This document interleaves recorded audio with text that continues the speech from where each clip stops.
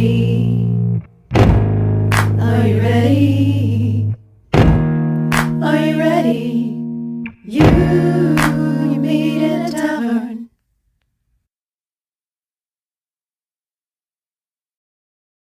Welcome to Tavern Stories. I'm Kitty, your hostess in the show where we roll some dice and talk about the stories we enjoy, the stories we're a part of, and the stories that are a part of us. And if you'd like to join us in the tavern during a live recording, you can grab a table at our Discord room. The front door is in Patreon, so if you go to the Linktree link that is in the show notes, that would be, and if you're listening and not watching, Linktree Tavern Stories is linktr.ee/Tavern Stories Podcast, all one word.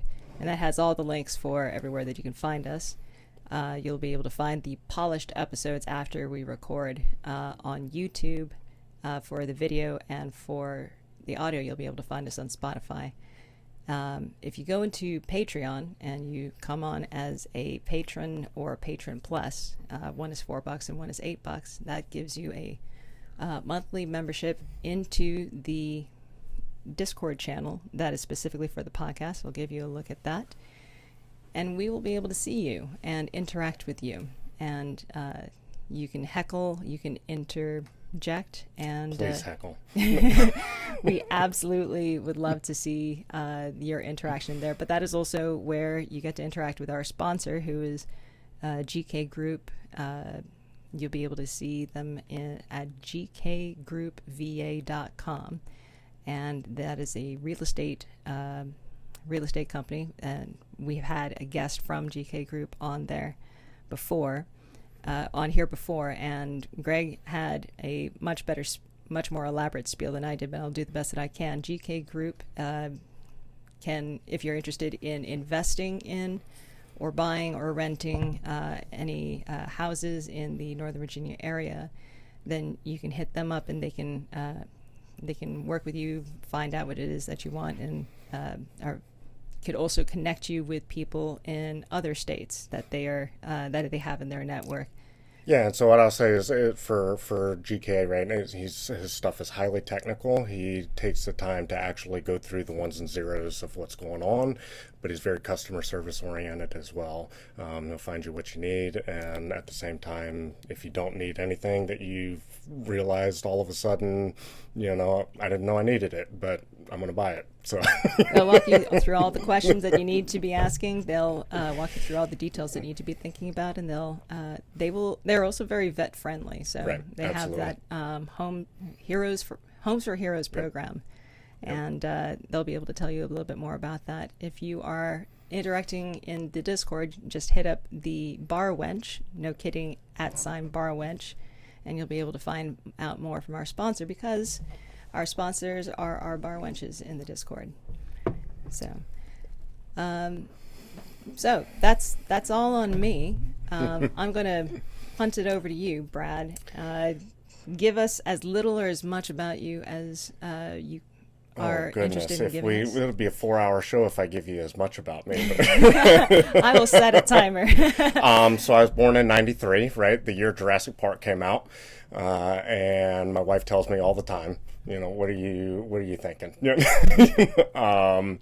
I was in a military family, traveled all around the world, had an opportunity to join the Army myself, spent 9 years in, was medically retired for a back injury, but during that time I got an opportunity to meet a lot of great people, do a lot of great things, and so 37 countries in about 9 years. I was paid for all of it and paid extra to go. That's awesome. So it was fun. I am an open book.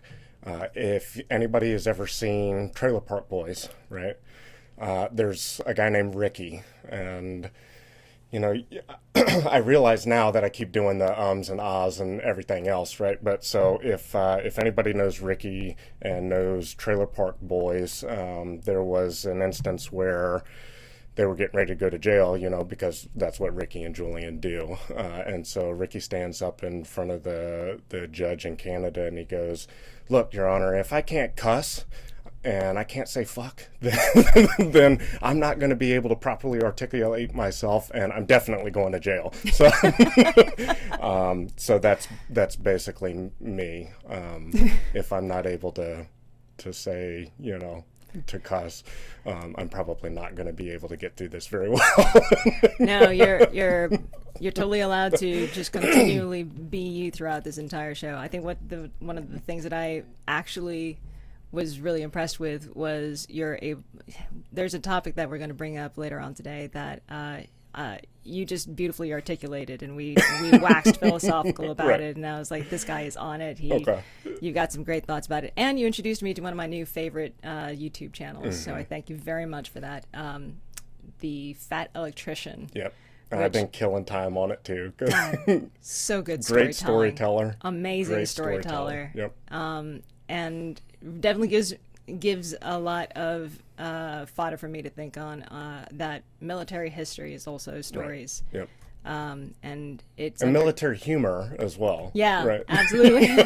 We may say some socially unacceptable things. It's funny in certain circles, and other circles it's absolutely untolerated. Yeah, yeah. It's not for every audience. Right. There was a little while there that I was kind of questioning whether military history was interesting at all, because I think for a while I was just not into history. It felt very dry, very dull, very worked over, and to me it didn't have the same interesting flair that fiction did for me. Right. But it was basically the hold on, we got a call in. We actually have a call in. Go ahead. You're on. Hey, okay. We're on a thing here. What's up, Greg? Hey, man. Like that. Hey. So You guys are way low on the mic. So. we are way low on the mics. Okay, let me see what I can do about that. Both me and Chris, or just me? No, both of you. Okay. So Okay. We'll work on what's that. happening is the feedback loop there. It's probably somehow the input going into the channel from the mic.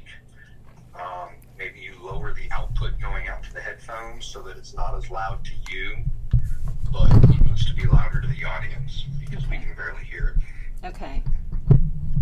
What about now? How about now? Karen? And So there's also a slight delay. okay. Wow. Is that better? Can you talk a little more? Yeah, how about this? I'm going to roll a d20 and tell you what I got. So I got an 8. Is that about how low the sound is? Yeah, that's louder. Hey, you're also speaking right into the mic. About Bryant. Okay. And you? Am I good? Can you hear me?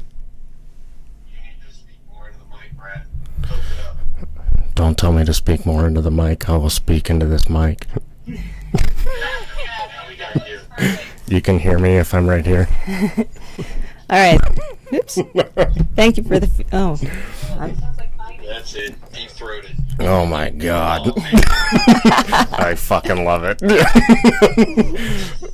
early. That makes my ass so wet.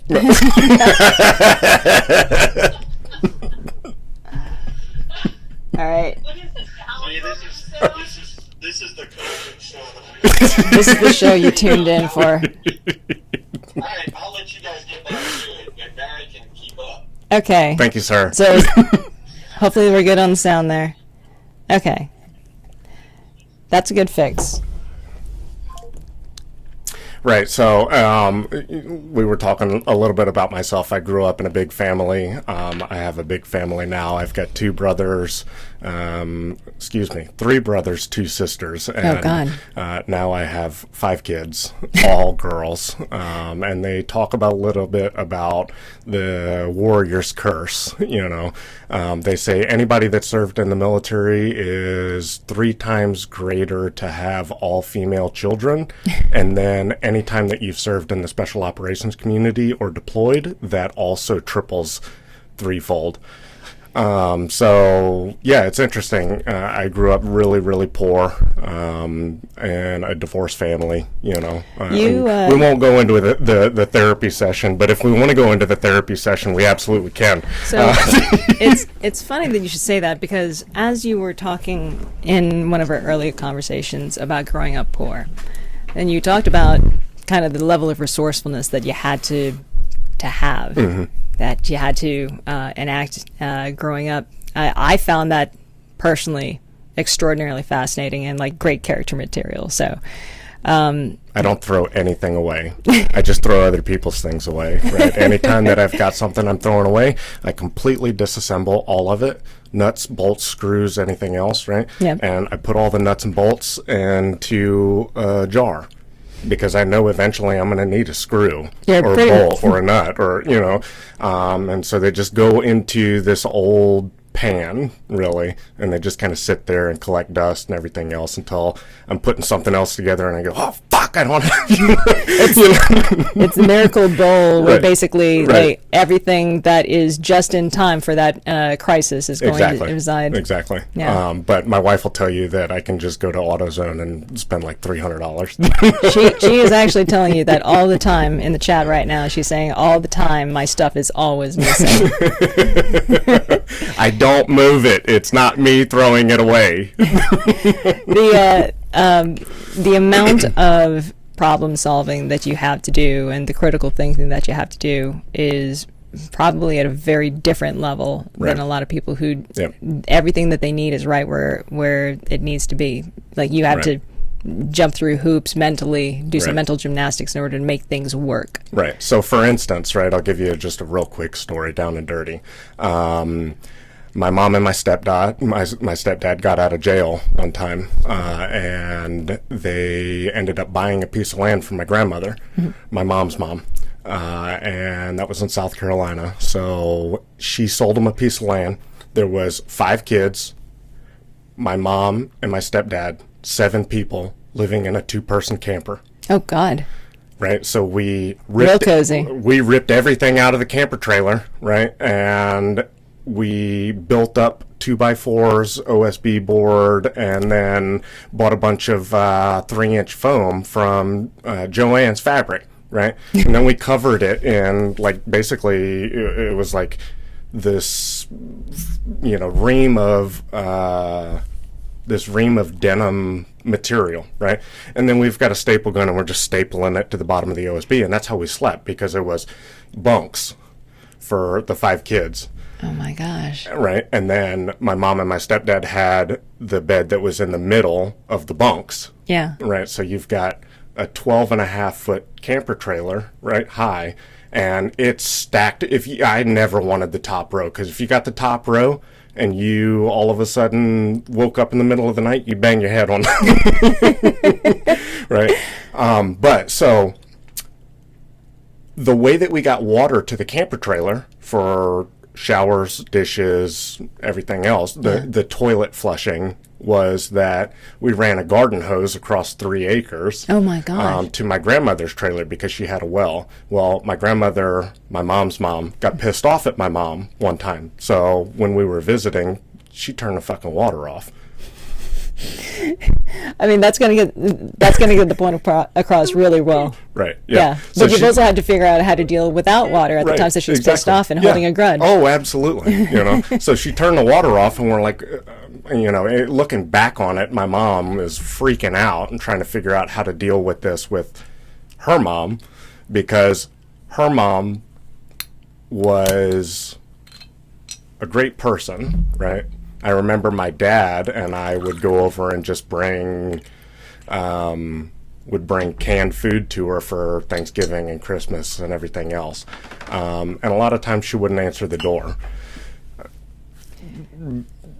I have I see you got a thing of Glen Morgan here. She used to drink Johnny Walker Red Label, and that was about $7 a fifth. God. So, and she had an unlimited Xanax prescription. Oh God! So it was just great, But so you talked about creative problem solving and thinking, right? Yeah. So how we got around that was we went out and we got 3 food-grade 50-gallon drums, and we stacked them up on a bunch of pallets. And then we rough plumbed PVC off of these 50-gallon drums to be able to connect to the trailer.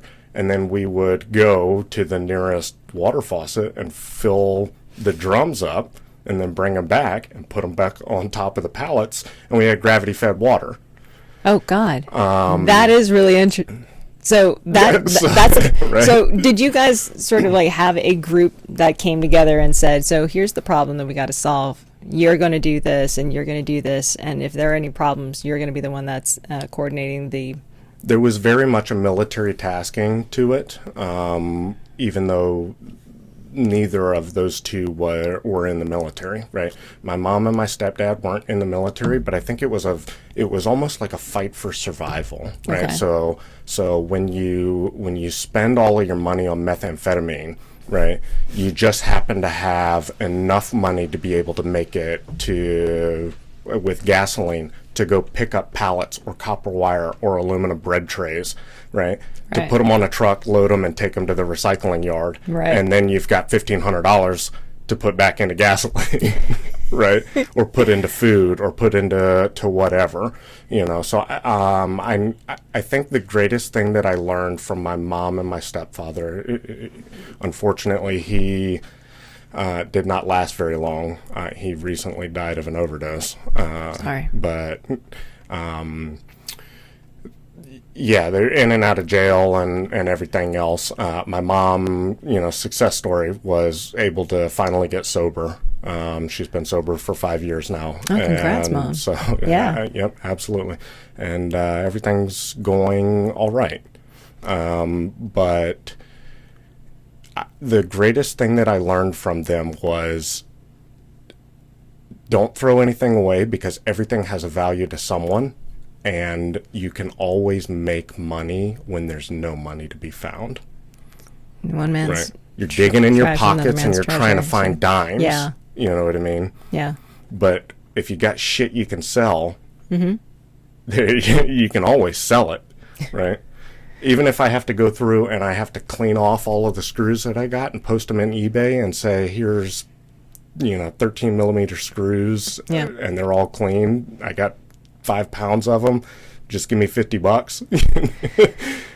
I was, for a short stint, I was living in Texas, in southern Texas. Like, how Texas comes down to a point? Yep. I was right above that point. The tail end. The tail, yes. Right above Mexico on, was it the Rio Grande? So close to the border that my dentist was on the other side of the border. So You had a Mexican dentist. I did. The scramble to get back up to Virginia was vigorous and costly. And when I finally moved back to Virginia, there was very little in the bank account. And the race was on to get myself settled, get a job, and make sure that my vehicle was still in working condition.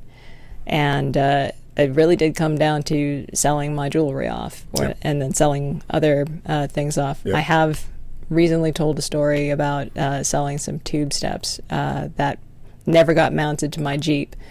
And there was kind of a hairy experience on that one, because the guy that bought the tube steps was looking for a kiss in exchange. And I was like, we're going to ride right past that, pal. So I sold him the tube steps, and he had my number, and he texted back and said, hey, there's no mounting hardware. And I said, I was very above board that there was no mounting hardware. And he says, well, I need you to take these tube steps back, and I need my money back. Yeah. And I said, I'm going to just ignore this. Right. And then after that, it was death threat, death threat, death threat. But I will find you and kill everybody that you love. I will burn your house to the ground. I will salt the earth. And I was like, this over tube steps, man? Yeah, well, I got suspended from the bus one time because I threatened to kill a girl. It was like way earlier in my life, right? I was like 13 years old, and kids say dumb shit. Yeah. And so then I had to walk fucking an extra mile and a half to be able to get to the bus stop so Yep. that I could go to school. And I was like, Dad, I just want to drop out at this point. And he's like, no, fuck you. You're not doing that. Yeah. No, you just got to keep, you got to knuckle through. Right, You got to yeah. knuckle through, and that's the hard part, is knowing that it does get better. Right. And regardless of how little that you have, it's actually the best time to be able to get your brain working, yeah. and the best way to be able to find yourself. Oh yeah, it's life. You're born, you come into the world screaming, and then you live a couple of hardships and you die. I mean, that's very succinct. There's That's a way, yes. So when we talk about things like topics and stuff, and I know we're we're not even into like any of it yet. You know what I mean? But like topics, right? Like topics are religion. I love talking about religion. I love talking about military history. I love talking about struggles and hardships, and just like the ability to redneck engineer stuff. You don't need piston rings. All you need is some Baling Twine, right? But one of the things I want to mention real fast, Chris, you said when this stream chat comes up, it looks like we do have a message in here. What do they got to say? It says, "Great message you learned." Yes, yeah. Yeah. Actually, some of the most valuable lessons I learned were when I had nearly nothing. I was Right. sleeping on the floor in a no furniture apartment, Yep. just trying to wait out 6 months so I can get enough money together Yep. so I can move. I had literally But you sold everything you had. I did. So I came back from Afghanistan. My wife had sold everything that I had. She was working at a strip club in North Carolina, and she left 6 bags of trash in a corner for me from where she threw a moving party. Oh, right? man. And I Great. was sleeping on one of the friends that I had deployed with in Afghanistan bought me a blow-up couch that just happened. It was an inflatable couch that folded out into a bed. Right? She didn't take the fish tank with her. She left me at least some animals. She took my dog, right? Of course, because that's just what happens to rednecks. Your ex-wife always takes your dog. You have to have that song. Right. It's got to be dedicated to you. Right, That yeah. one in particular. Yeah, Came back exactly. from Afghanistan. Yep. My dog's gone. My wife's gone. Yep. I So I know what it's like to live in a house with nothing, right? And we were talking a little bit earlier about how when I lived with my mom, what I found out later was my mom and my stepdad were breaking into abandoned houses every time we had visitation because they were homeless, but they wanted to give us a semi-stable environment, right? Because a That's semi-stable right. You were telling me environment is about not this, living yeah. in the woods. A semi-stable environment is living in a house. Yeah. But every time I would show up, the house would have no electricity, and the house would have no heat, and the house would have nothing, right? So they had a kerosene heater, a space heater, that we used to cook ramen noodles on top of. Oh, my God. And that's how we lived. It's interesting. that is your norm, or that is your baseline of I like thrive at least in crisis. Yeah. You were built for this. Yes. You were absolutely built for it. I have so many theories about like how different people's realities are built and why you can still live in the same house and have totally different We are a realities. product of our environment. Absolutely. You can have 2 identical twins that grow up in separate environments. They would be totally different people. That's kind They of may always the look case. same, Yeah, they may look exactly the same, but they're different. absolutely. And yet everybody still winds up in the same place. It's just very interesting, the different avenues Right. that happen to get to the same place. There was Right. somebody that I used to work with who was a PhD in neuropathy or something like that, and she was a brain surgeon. And through some various life choices, she wound up deciding that she was going to be an Intel analyst instead. And she was one of our people looking at Afghanistan. So I just remember looking at her and looking at me, who at the time, all I had was the bachelor's and 0 military experience, 0 doctoral experience. And I'm like, how did we both wind up here? Right. You're you and I'm me, and we are completely different people, and yet here we are looking at, like we're Military industrial complex. They need a butt to fill a seat. that's 2 towers fell and they opened the gates. Then they said anything with a beating heart is allowed to come in. Oh yeah, absolutely. So Yep. so I'm gonna roll us back on track. Yes, So sorry. as far don't be sorry. This is honestly fascinating. Thank you so much for and by the way, I don't have them right now, but whenever there's a personal story that just needs some kudos, we're going to be tossing coins at each other for this. the coins are going to be amassed, and we'll start using them during the one shot that we'll play. Okay. So every time you use a coin, you get a re-roll if you ever need like kind of a cry for help. So, Oh yeah, I need to cry for help. No, you're a cry Yeah, for help. I am. You're a wa- I'm crying for help over here, please.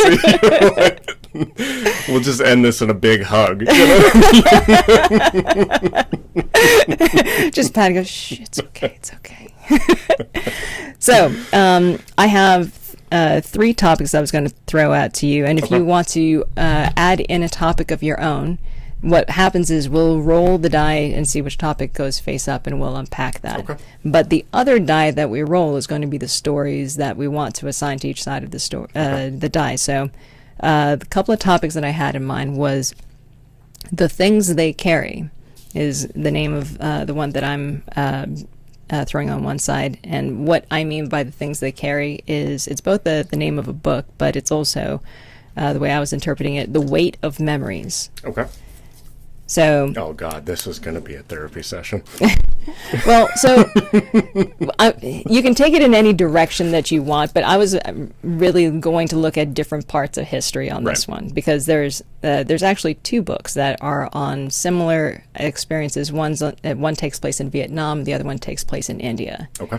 But if there are any personal whatevers that you want to throw out there to, substantiate what we're talking about, then that's one. There was one from last night talking with Matt. Here. Have you got a pen or either Yeah. way's fine? Here. That works. Yes. Graceful. Like a lady. By the way, you've got some fans in chat there. Oh my goodness. Both there and right behind We you. all need to cry for help. So, Well, let's hear your story. unleash the beast. Yeah. Throw it all in chat. And then right over your shoulder, we got one. We got some crying emojis back there. So this is a group cry. Yeah. All right, so the things they carry is one of them, and that one's on the weight of memories. And the next one is from the previous session that I had with Matt, which is sweet nothings. And what I mean by that are the words that have been corrupted, but we're still using them, and how that shapes our language and shapes our thoughts about things. So different words that aren't properly used. And then the last one is Here Lies. And this one is dovetailing off of the conversation I know you and I had about memorializing versus moving on. So Here Lies is that's what a you would good find on a tombstone. And I'd be interested if we unpack that. So So just real quickly, I jotted a couple things down. Like I said, I Yeah. came totally unprepared, but now that I actually start thinking about it, Yeah. This is relatively simple. Okay. And so the things that I've got are 3 topics. Okay. First one is the things we got wrong. The second one is how do you know? And the third is what is our future? Okay. Right. Okay. The things we got wrong. Tell me a little bit about that one. So the things we got wrong is going to be, things that we look back at and we go, what the fuck was I thinking? Yep. Or how the fuck did I end up in this situation? And so just kind of going along that of like, it's human nature, right? When we talk about religion and things like that, it doesn't matter what religion you have. If you praise Gary Busey, our one and only Lord and Savior, right, who got caught masturbating on a fucking park bench in Philadelphia after sexually assaulting somebody at a Comic-Con 2 days before, Yep. right? Like, it doesn't matter. There's always the right and the wrong, but it's human nature. When we go back to Adam and Eve and the beginning of eating the forbidden fruit, Yep. right? That was the original sin. So human beings, hopefully, are mistake-based learners, Okay. Yeah. Yeah. but we have a tendency to not learn from our mistakes and continue to repeat them over and over and over and over again. Yeah. Right. So Yeah. like we were talking yesterday, you were talking with Matt, and Matt says history doesn't repeat itself, but it sure as hell rhymes. Yes. Right. Like father, like son. Yeah. there's all of these different sayings that go around, and it's because human beings are not inherently evil, right? But we do some dumb bullshit. Yes, we do. And everybody does it. Yeah. Everybody does it. So we've all got our own skeletons in the closet. It's how we choose to voice those to other people. And I'm an open book. I'll tell you about every single mistake that I've made. Some of them will surprise you, right? I'm ready for this. Take me. But so basically, like, that's what that's about for Okay. me, right? How do you know, for me, is going to be, what is the differentiation between the survival instinct versus the Homo sapien as we've continued to evolve, right? What is the logical instinct or the logical thought process to how you made a decision versus the survival instinct of fight versus flight? I just fucking did it, and now I'm where I am, so I have to deal with the consequences of it. Yes. Yes. And so the survival instinct always comes first. You make a decision and then you deal with the consequences, but now that you're past the danger, Yeah.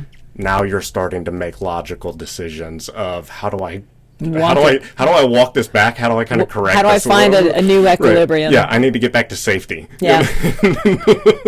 And then what is our future is the forethought of, we also have a tendency to think 30, 40, 50 years down the line, right? And sometimes we don't want to think about 30, 40, 50 years down the line. Yeah. Because at different points and aspects of our life, you think back and you go, holy shit, right? Yeah. It depends on what stage of your life that you're in. You may be at a high point, and if you're at a high point, right, you're thinking, oh, everything's going great, and 30 years down the line, I'm going to have $5 million and a 500-acre piece of land, and everything's going to be awesome, right? But if you're at a low point, you're going, holy shit, when is this going to end? Yeah. I may not make it another 2 years. Yeah. Right? Yeah. So that's kind of like that, the what is our future thing. Okay. Right. Before we really get into it, there's two things I wanted to talk about from yesterday's Let's have it. thing. Do right? it. So the other topic that I just want to talk about real fast is, what did Matt get wrong? Okay. Okay. Right. I sent you the raw video from yesterday, and I'm really glad that you got to go through it. And I know that in previous videos there'd always been this moment of like, I definitely picked the wrong thing to say there, or I don't recall why I said that. Right. Yeah. If you're gonna hit at Matt, also hit at me. But also, what did Matt get wrong? What did Matt get wrong? So Matt talked about two different things. Okay. All right. The first thing he talked about was there's no original thought anymore. Right. So there's no original thought. Everything is repetition, right? At this point, all of it is being recreated. And I tend to agree with Matt in that. I've said it a lot of times. There's nothing that exists anymore that nobody else has thought of previously. However, right? Yeah. 2 years ago, we didn't have fucking rockets that could launch and re-land themselves to be used again. True. Yeah. 10 years ago, I did not have a computer in my pocket. Right?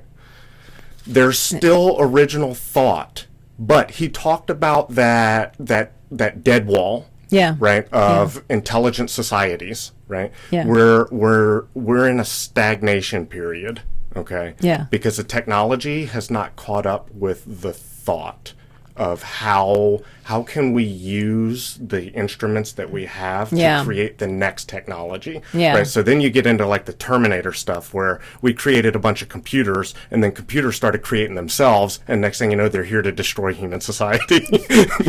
Right? Which I think is the fear, but it's a little bit of an outlier of a possibility. My Right. personal opinion. Right.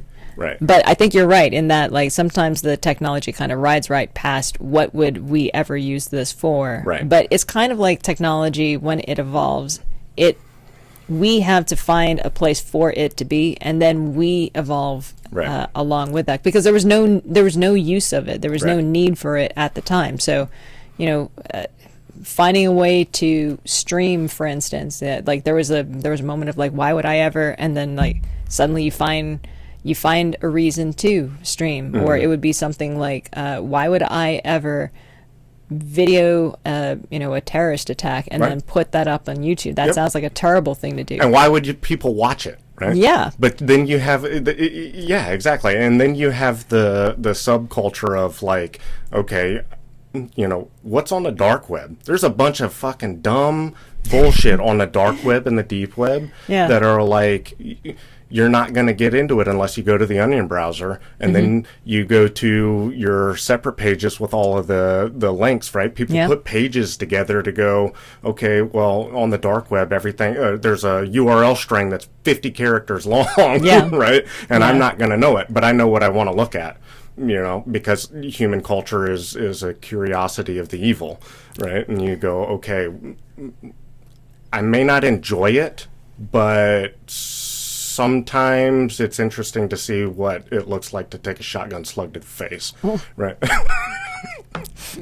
Caught me while I'm drinking. Good job. Yeah. There are people that wonder, okay, what happens if I lean over this banister too much? There's a morbid curiosity, I think. And there actually is a word for that, too. That is an innate part of human nature. Yeah. Right. So, yes. But religion confines that sometimes. Ideology in general confines it, yeah. Yep. I think one of the other things that...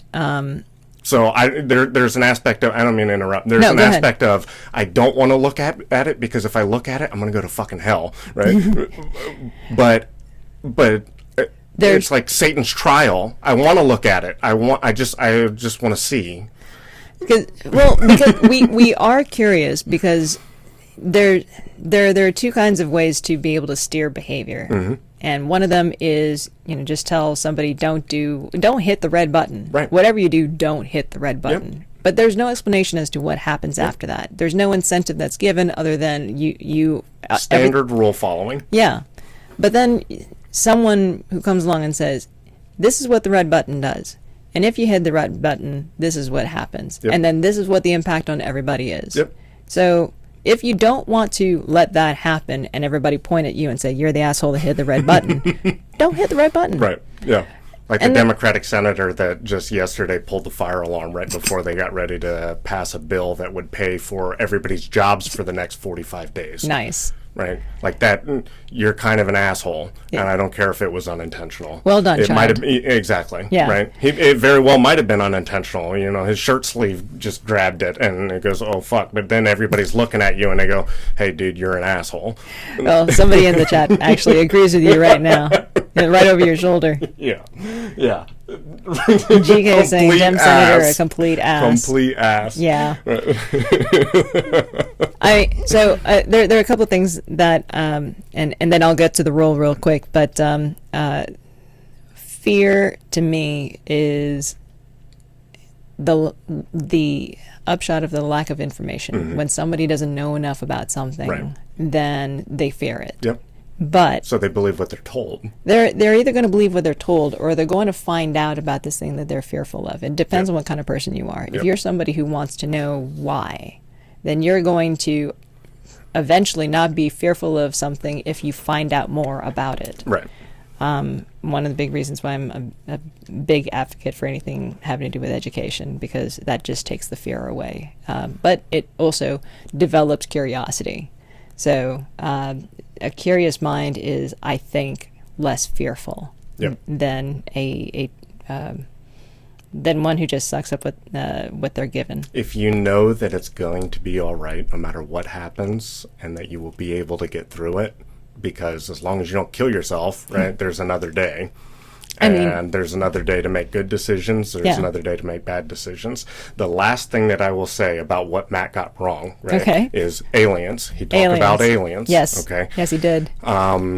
I didn't hear Matt say whether aliens exist or don't exist, but I'm telling you, aliens exist. All right? If you think about the span of the size of things in the universe, the multiple different universes that are out there, right? You have the Andromeda Galaxy, you have the Milky Way, you've got all different kinds of things.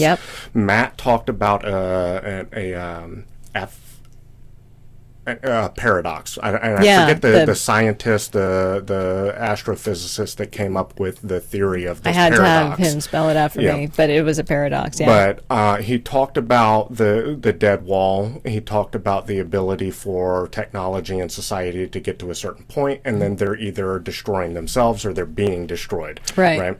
One of the things that I want to mention is that when we talk about stars, Yeah.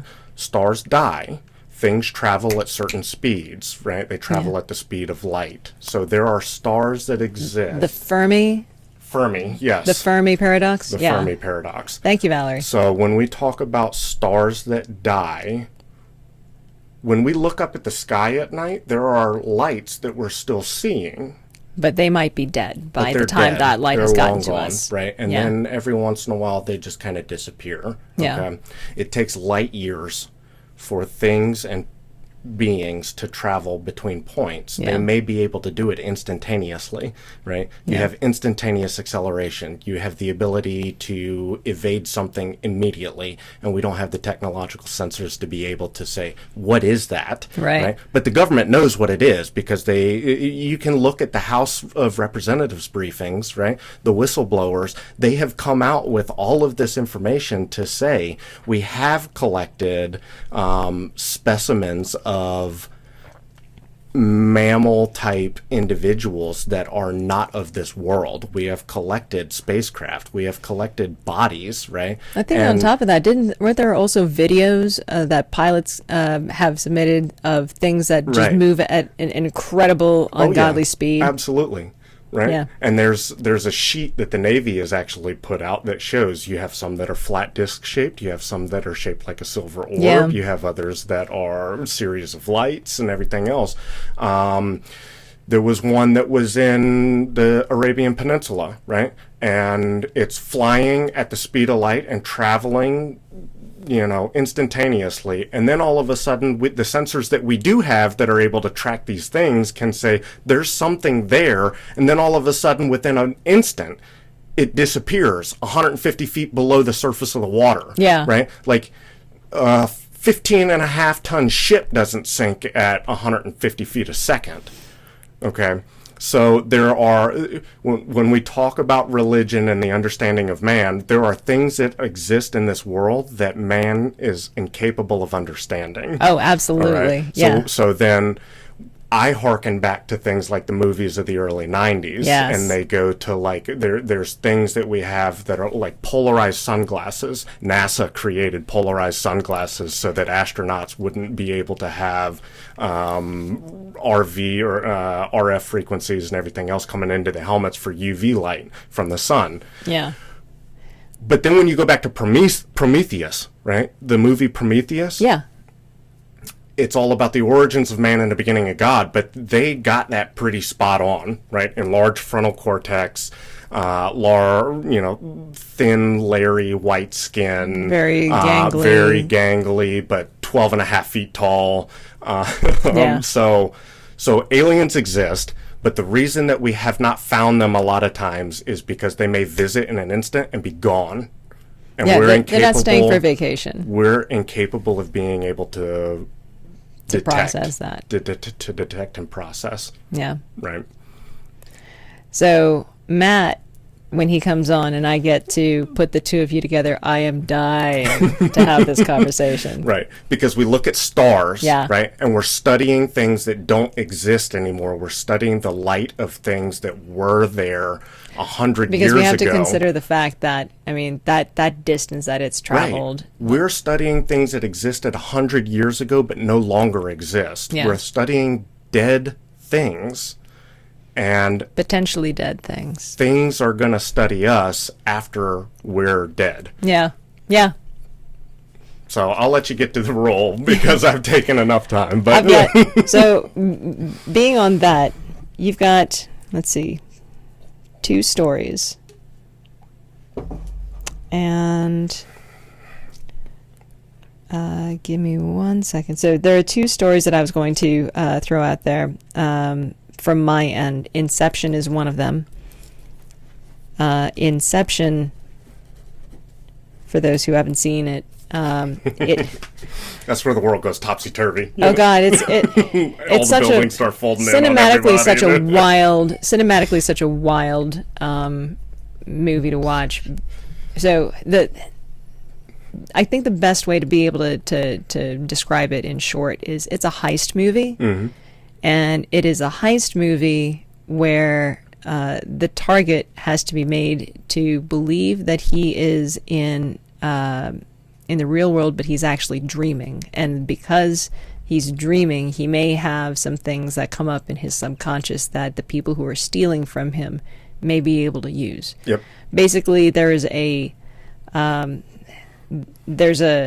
guess like somebody who, for all intents and purposes, we'll just call it a corporate empire owner who says, I need you to tell the competitor to dissolve his empire. I need to dissolve his corporation because and I don't need you to kill him. I need you to be able to convince him how to dissolve the empire. So you have a particular set of skills, like Liam Neeson. I will find you. Yeah, Liam Neeson, and what they do is they put somebody to sleep, and they go through layers of consciousness to be able to address whatever your whatever part of their world that is the most effective to show you, so that now you're forced to consider certain things. And so they actually are planning out an argument, and they're walking him through this argument without him knowing he's being walked through an argument. And it's a very elegant movie. It's very Matrixy in that way, because it gets you to think so much. It's just fantastic. So the other thing that I was going to say, do you remember Looper? Yeah. So very similar to that, right? Yeah. The guy is collecting his gold and everything else, and he's talking about, I want to go live. I think it was, I don't know, it wasn't Belize or something like that, but he wanted to go live on like an island somewhere and do whatever. But I remember you had loopers and you had targets or whatever, and he's like standing out in the middle of a cornfield with this blunderbuss, you know? And all of a sudden the time comes, and then he just blasts this guy off into the sky. But when he hits him, his shirt opens up, and there's like 1,000, 12 kilogram or 1 kilogram gold bars that are packed onto his back. And then he realizes, oh shit, I'm supposed to kill myself. And so he turns around, and his older self, I forget the guy that was taking care of it, basically just throws something at him and knocks him out and takes off. So then he goes through this whole thing where it was like, it was very similar to the Inception style movie where you're talking about the morality of certain individuals and whether you'd be able to kill yourself for the success of living another 50 years in peace. And when we talk about corporations that you're trying to convince somebody, you're talking about an Inception, you're trying to convince somebody to be able to fold their own corporation and give up everything that they have for the sake of another corporation that may not be doing the better good, but at the same time is being able to walk you through and show you only the information they want you to see, right? Yeah. So then you go into the circle of radicalization of, I'm only showing you what I want you to see, and you're only getting the information that basically confirms the end of, I have no other choice. Yeah. Yeah.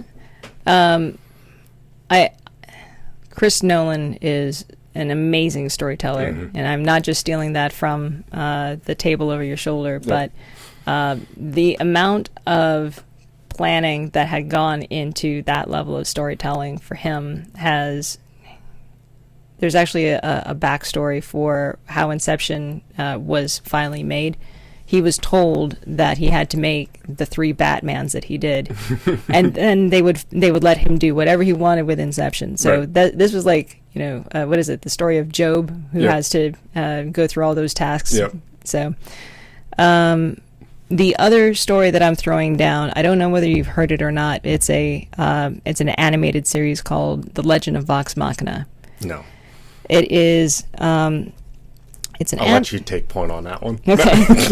Well, if it ever rolls up on this, then I'll try to steer the conversation towards this. But the Legend of Vox Machina was originally a Dungeons and Dragons campaign that was streamed on Twitch. Okay. And it gathered such a following because the storyline, the character development is just so rich and outstanding and relatable that the Kickstarter to make the animated series earned $11 million. Wow. And on top of that, they were able to get I some... wish somebody give me $11 million to make a movie. I mean, depends on what kind of movie. Hey, anybody want to start a Kickstarter campaign? Me and Chris will make a movie. Down for this. It'll be a heist movie. But yeah, so it's a group of fantasy characters who get together. They have multiple objectives that they have to accomplish, and they're all working towards these same objectives, but they also have these underlying backstories and issues that they have to get resolved. So all of these side quests are either for the objective or collectively as a family, like let's go help this guy out. I mean, like obviously there's a problem with his father, or let's go help these twins out because obviously there's, you know, some unresolved issues with their family and stuff. So it's actually a very cool show in the sense that it's so tongue-in-cheek. It doesn't take itself seriously, but inadvertently the story is so good. Yeah. Oh God, my wife and I were talking about a movie on the way over, right? I forget the name of the movie, but it's a Daniel Radcliffe movie. Okay. And so Daniel Radcliffe was the guy that played Harry Potter in J.K. Rowling. And we started watching this movie, and you said the other day that you enjoyed B-list movies, I do. Where they're just like, you know, it's so horrible, but I can't stop watching it. You know what I mean? And so this Daniel Radcliffe movie, basically there was a guy that was stranded somewhere on an island. And he's like living his life and he's trying to survive and he's going through all of these different things of I need to get food, I need to get water, I need to build shelter, blah, blah, blah. And then all of a sudden a dead Daniel Radcliffe washes up on the beach, right? And he's like, oh shit, okay. So then he starts like forming it is very similar to Tom Hanks in Castaway, where he starts forming a relationship with this fucking volleyball called Wilson. That's right, and then he builds him hair and he paints him a blood face and everything. And then he's standing there and he's like, I'm finally getting off of this island. And Wilson's floating away. He goes, Wilson! And so, crying his eyes out. Whenever like they the death shot of a friend. that, whenever they shot that dog, I was like, I didn't cry more when that happened. But when Tom Hanks has built this relationship with this volleyball, I couldn't have cried more in my life. It's the so first time sad. I saw it, I was like, oh my God, this is the only thing that this guy can hold on to. It's his only sense of reality, and now it's floating off into the ocean. It's leaving him. It actually has. Yes. It's not inadvertent. Right. He got left by his friend. Wilson! Come back! Yeah. So this dead Daniel Radcliffe washes up on the beach and everything, right? And we start watching this movie, me and my wife, and she's just named it over your shoulder. Swiss Army Man is the name. Swiss Army Man. If you ever get a chance to watch Swiss Army Man, do it. I'm going to throw this down as one of your stories since it's so fresh in your mind right now. Do it. Because this guy literally washes up on the beach. The survival man starts building a relationship with him, and then all of a sudden Daniel Radcliffe semi comes to life because the cells in his body are still alive. He's very freshly dead. Okay. Right? Yeah. And he saves his life very humorously. Okay. Because Daniel Radcliffe starts farting. And he goes, wait a minute. Right? And he's like, what the fuck is that? So then he climbs on Daniel Radcliffe's back, and the guy is just going, and he carries him across the fucking ocean, and he's surfing on Daniel Radcliffe, just like grabbing by the collar and the back of the hair, and he goes for 1,000 miles, and he ends up in the forests of California, right? So then in the forests of California, Daniel Radcliffe's cock starts fucking getting hard. Okay. By the way, there's a spider in Australia that will give a man 7-hour erection Stop. if he's bitten by What, it. in Yes. Australia? Yes. Of course in Yes. Australia. There Why is not? a spider in Australia that will give a man a 7-hour erection and have to visit the hospital. Oh my god. All right. Of course in Australia. So after he rides Daniel Radcliffe's bloated fucking asshole all the way to the forests of California, he gets into the redwoods in California, and Daniel Radcliffe's dick starts working like a compass, it's right? And he's like, "What the fuck's going on?" You know. So then it's like left and right and left and right, and it's pointing towards the North Star, and all of a sudden, so in the grand scheme of things, at the very end of it, you end up where, and spoiler alert, right, you end up where the guy that was surviving has taken Daniel Radcliffe and followed his penis all the way to this backyard, and there's a family there in the backyards in the suburbs of California. And it's his and family. Yeah. oh my god. So Daniel Radcliffe slowly drifts away in peace and ends up getting buried out in fucking somewhere. And the guy is able to live his life in happiness with his family after following Daniel Radcliffe's dick and getting saved by, having apparently 7,000 pounds of thrust in his guts. I love how crazy Daniel Radcliffe gets in the roles that he chooses to Right. be in. It was one of those movies where it was like, what the fuck is going on? I can't stop watching. If you ever get a chance to watch Swiss Army Man, watch Swiss Army Man. Yeah. It will be a waste of 3 hours, but you will not be able to stop laughing. I usually say about Legends of Vox Machina, it is, I don't know, like it's 10 or 12 episodes if you have not wasted your time. But you will get all the dick and fart jokes in there to make it feel like, yes, this is definitely worth my time. Okay, so All right. we need one more and then we'll roll. So Inception, Legends of Vox Machina, Swiss Army Man, and one more story to roll for. So I can put down anything from military history, like a favorite war or a favorite story, or a book that you've read, or a game that you've played, or a show or a movie that you highly obsess over to the point that you can bring it back. You can bring a conversation. I can bring it back. I can bring a conversation back to it. Okay, Yeah. so we'll talk about the War of Northern Aggression. War of Northern Aggression. Okay, Which, on it. depending on where you're at, can either be the Civil War or the War of Northern Aggression, right? Because we're right down the road from Manassas battlefields. Yes, right? we are. Yeah. It depends on what side of the river you're on as to whether it's the Battle of Bull Run or the Battle of Manassas, right? Yeah. So we'll talk about that. All right. So Something I can bring it back to. we have 6 topics, which means I'll have you roll for the topics. It'll be one of these guys, one of the square ones, 6-sided die. 6-sided die, and I have 4 stories. So that's going to be one of these guys. So you roll towards me, and I'll roll towards you, or we can roll in the trays. That's another way to Let go me see about that doing other it. one. What is that? A 10-sided die? The 10-sided is Oh, the one that looks like a little cube. Yeah. With a rounded edge. yeah, 4-sided die. yeah. Okay, so I got a 4 and I got a 6. All right. Tell you 6 what. is going to be topics and 4 is going to be stories. Is This that is right? 6 topics, 4 stories. Let's do it. All right. What so am I rolling? let's go ahead and you roll the one that you've got in your hand. Okay. Then you're going to roll for stories. Yahtzee. Okay, what you got? A 3.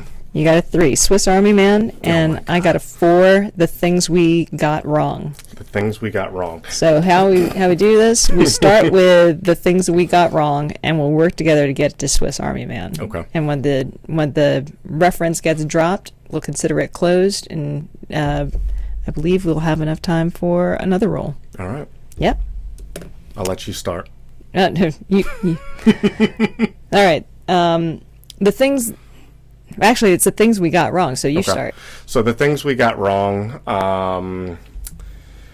I don't really know, right? Like, so Unpack it a little bit. Unpack it a little bit. So the things we got wrong, like I was saying earlier, we all make mistakes. It's human nature. We're going to make mistakes, and we're going to continue to make mistakes. I guess it's how you deal with those mistakes that characterize how other people think of you.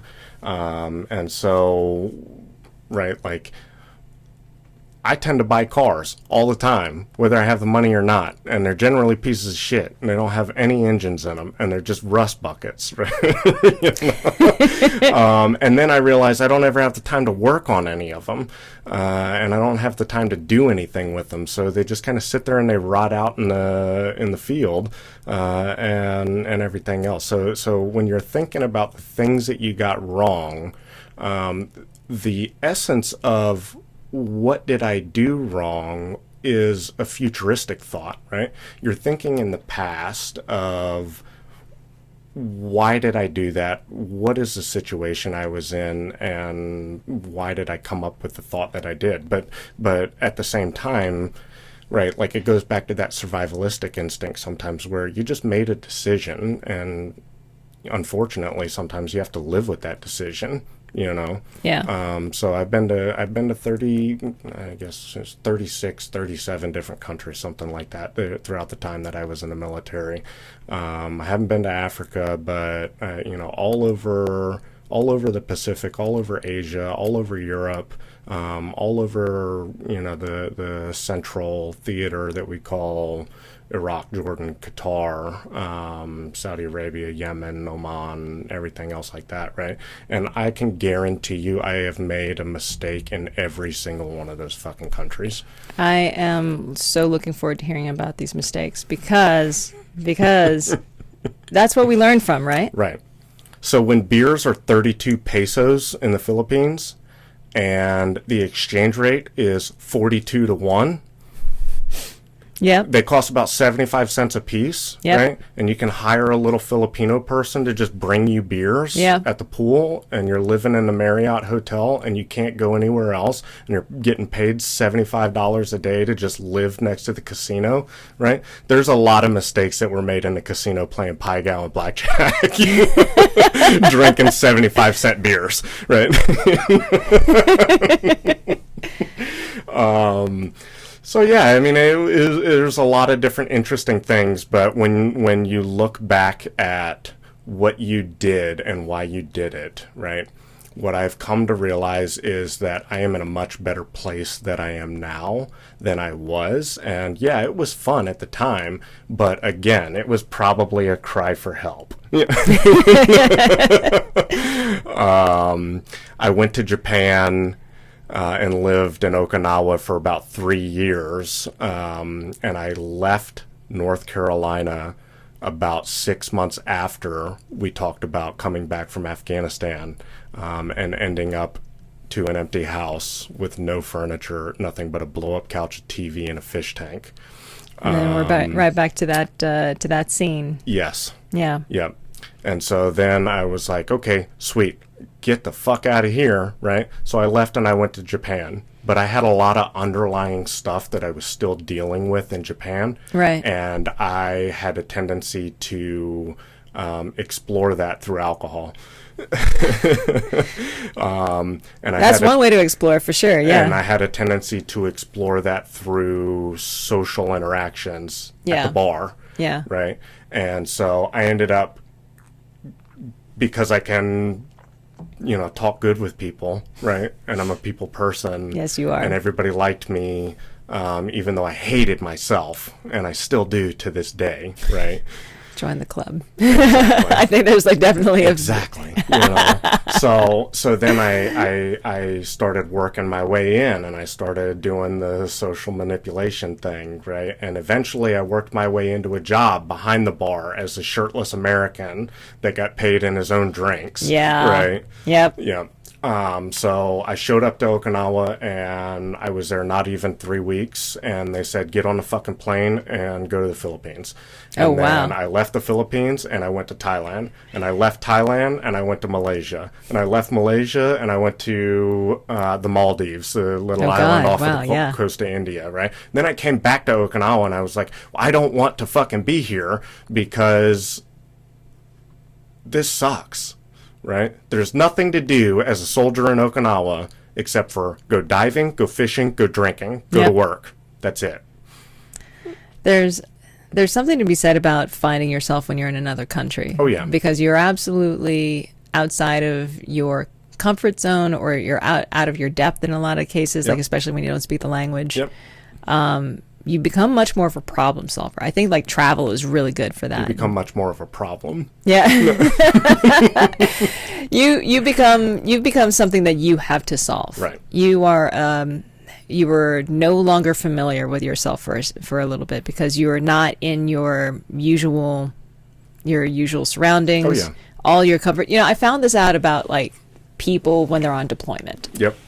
is that we become caricatures of ourselves when we're deployed. If you're the clown, then you're going to be one huge clown. You're a mega clown when you're downrange. If you are going to be a snarky person, Yep. then you turn it up to 11 when Yep. you're downrange. And I feel like that a lot of that has to do with the fact that you no longer have your creature comforts, Right. or you don't have the place that you go down the road to in order to hang out with your buds, because those ones are not there. That place is not there. You're on base, or you're wherever you are, and there's something, I think, human about wanting to not disappear. Right. In that you want to somehow still be found. You Right. want to somehow be recognizable. It's kind of like sending up a flare. Yep. So that personality kind of turns it up to 11, and you just become so much more of whatever it is that your brain decides to say you're on. You're like Yep. it's going to be you 24/7 for the next 90 days. So I just realized, right? I think I get the intent of this game now. Okay. Tell me. All right. Because you're talking about personalities. In the special operations community, we talk about being a gray man. Yeah. Okay, right? Yeah. So the gray man is the guy that can be in any social setting, get along with anybody, and still be able to elicit information of value. Yeah. Has the ability to be able to be seen but not recognized or remembered, right? And you adapt your personality to the surroundings that you're in order to be able to extract the most value of the mission towards what you're moving forward to as time goes on, right? In order to meet, they call it the interest of the United States government, right? Yeah. Right. So what I'll say is, you end up becoming a Swiss Army man. Oh, well played. Yes, Right. you know. Yes, you know what we're doing Okay. here now. So you end up becoming a Swiss Army man. You know what you're doing now. I got a knife, I got a fork, I got a toothpick. Okay. And I Yeah. can use a toothpick to set off this bomb if I need to, right? Yeah. So we'll call that closed. Okay, we'll call that close. You use your surroundings. You become the thing that you need to be. Yep, absolutely. Awesome. I'm so proud of you. All right, so let's do another roll. Let's see where this goes. All right. All right. All right, so I've got topics, and you've got 4. Okay, so I got for topics, what is our future? And 4 is That's a weighted dice, isn't it? this one? Yes. You're No. just like giving me all of the topics. No. All of my topics. I I mean, we can change dice too. I mean, like, I'm joking. we, strangely, like, when you calculate, like, what is the percentage chance that you have to land on one side or another? You figure, like, on a 20-sided die, there's only a 5% chance that it's going to land on this, but it happens, and everybody, like, guns for the 20s. Yep. And it's It just happens when you put down $10,000 on, double zeros, and you're like, fuck, I lost 10 grand. this is why we play. This is why we gamble. This is also why we play dice games, because Right. you're like, Yeah. what's the chance that it's going to land on that? And Because it we does. start thinking about what is our future, Yeah. right? Oh Like, man, look at your segue. I'm so proud of you. Oh yeah. We start thinking about what is our future, and you're like, oh shit, I can turn 10 grand into 100 mil, But then it's gone, and you think back 10 years later of what did we do wrong? So since we're on the topic, go ahead and unpack a little bit. What is our future about? Right. So our future, I think, is about leaving a legacy for the people that follow after us, right? And when I think of that, I don't think about the environmentalists or I need to leave, the world in a better place than where it was when I came into it. I try to leave organizations and social settings in a better place than when you found them. When I found them, Yeah. right? But one of the big things in the military was you can show up and do your best fucking job, and then somebody else is going to show up after you, and they're going to go, well, I need to do my best job, and that guy was a fucking idiot. Yeah. Yeah. So then you go back, 6 months later, and everything's changed. Nothing that you've ever done was realized, and they're in the same cycle of trying to fight for survival over and over and over again. Yeah. Right? And I think our lives constantly are a fight for survival sometimes. It really a fight is, for yeah. success, a fight for survival. We always want to do better. We always want to keep up with the Joneses. Right? I mean, I lived in a place where it was actually for a fight to the bottom. The competition was okay, you think you're a dumb shit. Listen to this story. Oh, yeah. Yeah. So I've had guys that dropped out of high school at 6th grade. Yeah. They didn't even make it to high school. They made it to the first year of middle school, and then they went to cut logs. And I guarantee you ain't gonna understand the goddamn thing that anybody says.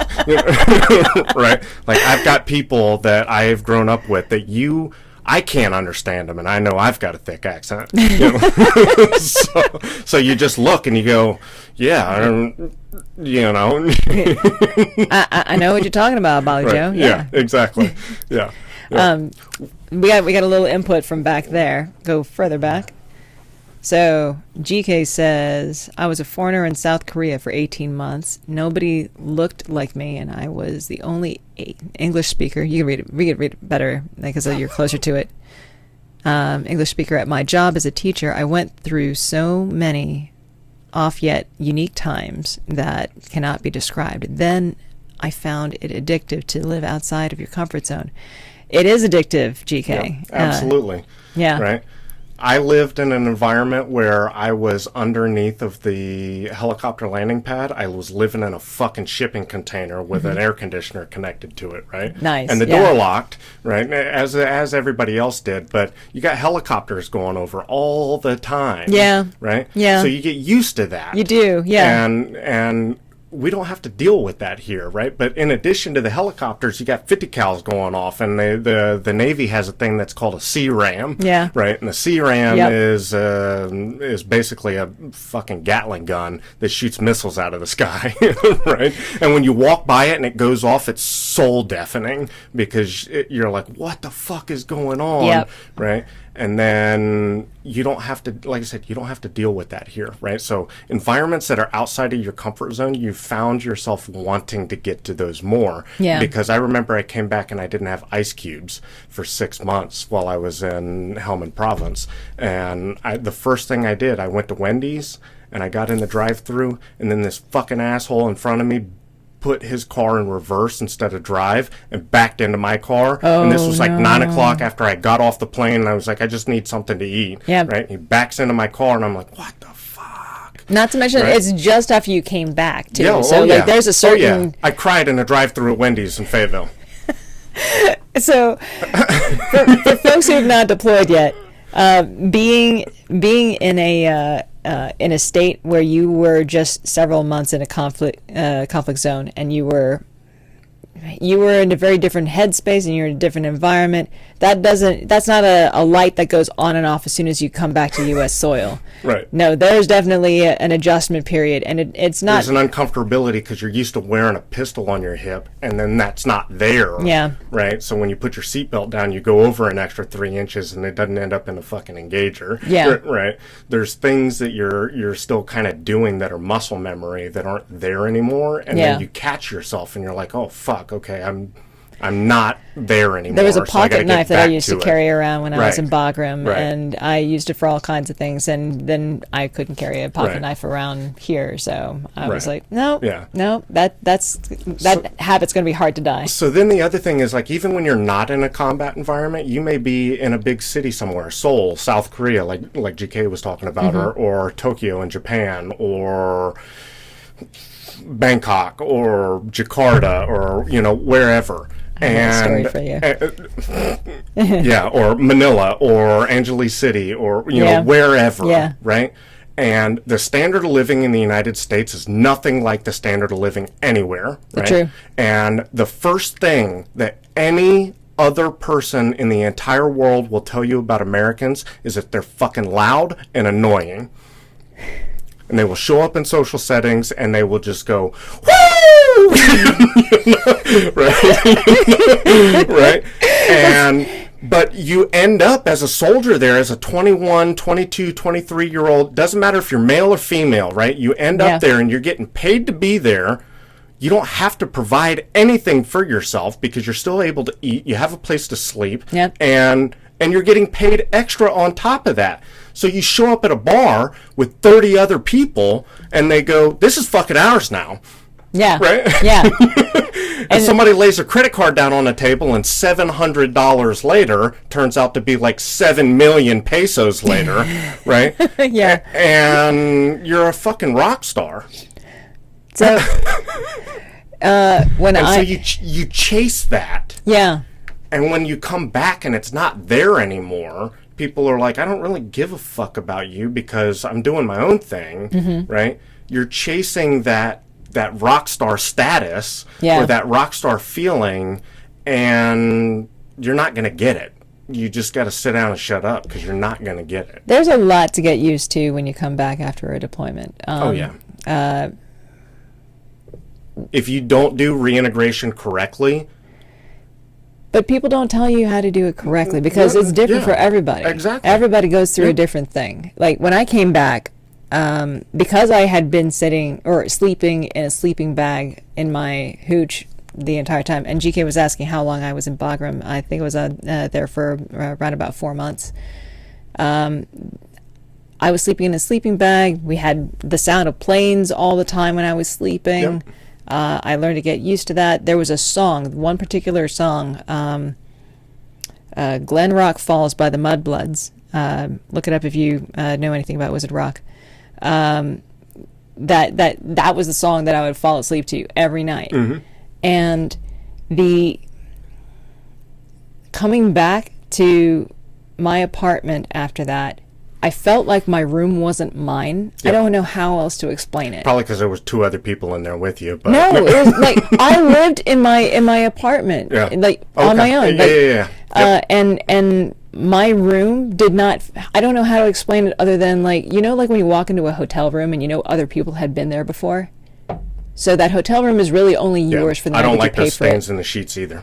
But that hotel room doesn't feel like it's Oh, yeah. really truly yours. And Yep, absolutely. coming back to my apartment, I didn't feel like my room was mine. So I slept in the living room on the floor in my sleeping bag for 4 weeks and missed the sound of planes going overhead. My wife hates it, right? Because whenever we used to get in arguments, I'd be like, okay, sounds good. I love you to death. I'll see you tomorrow, right? Yeah. And I would grab my fucking hammock and I would walk out in the park and I would string it up between 2 trees and I would sit there and I'd go to sleep. And it would rain sometimes and I'd be pissed that it was fucking raining, right? But I enjoyed sleeping out in the woods. I enjoyed sleeping out in the field. I enjoyed looking up at the stars and being able to see satellites go overhead, or be able to see planes with the red and green blinking There lights is an allure to and things that. like that, Yeah, right? absolutely. And it's difficult for me to both understand why I do it, but also explain why I do it, because that's where I find my peace, is in that calmness and solitude of nature and the environment, right? And there are also times where I can relate with it, where, you know, I have a tendency to sleepwalk sometimes, and I'll get up out of bed or whatever, and she'll go, "Are you okay?" And I go, "Are you okay?" You know? Right? And then I'm not cognizant. I'm still halfway asleep. So then I'm trying to fiddle fuck with the door knob, right? And when it's locked, I can't figure it out, right? So then I'm just bumping into the wall, going thud, thud, Like a thud, Roomba. thud. Yeah, exactly. And eventually, I just lay down next to the door, right? Mm-hmm. But it's much more than just laying down next to the door. I got to lay down next to the door, but I have to face away from the door. My right shoulder has to press against the door, Yep. right? Yep. And I don't know if it's a protectionist thing or if it's a safety blanket for myself or anything It's how like that. you orient things. Like, you know, like Right. how, like, there's Right. there's the correct side of the bed that you're going to sleep on. Right. And there is, like, if you rearrange a room, Right. this is how your feet are going to face, this Yep. is where your head is going to be. Yep. And there's a very specific mental thumbprint Right. that is. And it's not a feng shui thing. No, it's not. This yeah. is what makes Brad comfortable. Right. This is what makes Kitty comfortable. So Right. this is definitely there's a mental thumbprint that develops, and you abide by that. That is your policy.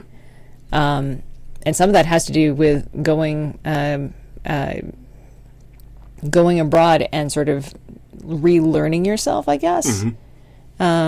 Because there are some things that you come back with that are definitely lessons learned, or hopefully if you kept a journal or something like that, then you know that there were some revelations that had I'll write happened. these stories down, honey. I mean, some people do, some people don't, but I mean, you need some way to remind yourself that there was a headspace that you were in a Right. certain place. Absolutely. And I mean, like, wherever that you keep that headspace is definitely, it's a good yardstick. Yeah. You know, to GK's question, yes, I was in a bee hut, and I met my husband at or we used to go out to Green Beans, and that was Yeah. how we had our conversations. In Kabul, they had one that was called the pink bean. What? Yep. What? At RSHQ, it was not green beans, it was the pink bean. And we looked at the Afghan and we were like, you don't really know what that means, do you?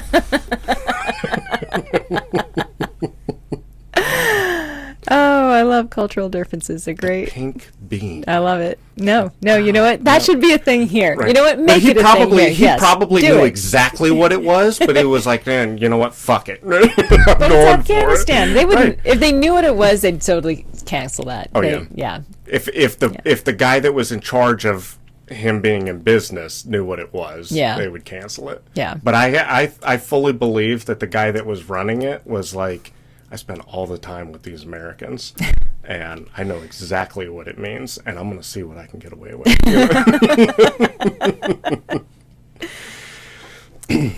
Okay, so we had the role that was What is Our Future and War of Northern Aggression. So let's give this a shot. Okay. All right. Let's start with What is Our Future? Unpack that some more. All right, so what is our future? Like I was saying earlier, I think the intent behind our life, right, is it's human nature to leave things better than when they came. It is our future to leave a legacy behind so that we're remembered or more memorialized, right? Yeah. So like we were talking about earlier, what is the best way to memorialize things? But memorialization comes with societal changes, and then all of a sudden, you know, as you move into societal changes and things, the social tolerance of what is acceptable now was not acceptable, or what was not acceptable 100 years ago is not acceptable now. Yeah.